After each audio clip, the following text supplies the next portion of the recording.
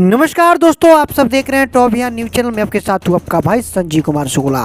साथियों, ये देखिए खेसारी लाल यादव के जिम ट्रेनर जो है ना, खेसारी लाल यादव को कैसे सिखा रहे हैं कि कैसे जिम किया जाता है, किस प्रकार से बॉडी बनाया है। देख सकते हैं वो अपने इशारा हाथ दे दे कर बता रहा है। और खेसारी लाल यादव देखिए कितना मेहनत कर रहा है बॉडी को बनाने में। बगल में संजय कुमार जी है, और बता दें कि यह जो वीडियो है संजय कुमार जी ही वायरल किए थे। लेकिन यह जो वीडियो जो जिम किए थे आज से लगभग 2-4 दिन पहले ही जिम किए थे मुंबई के जिम हॉल में, यानी कि मुंबई के जो जिम है उसी जिम क्लब में जाकर किए थे।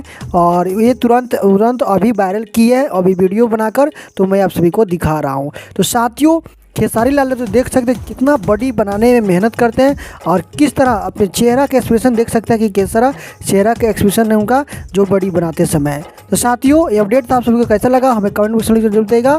और साथियों बताइएगा कि भोजपुरी में किसका बॉडी है सबसे ज़्यादा ताकतवर। तो चलिए साथियों, फिर से मिलते एक नए अपडेट के साथ, तब तक के लिए टेक केयर, बाय बाय।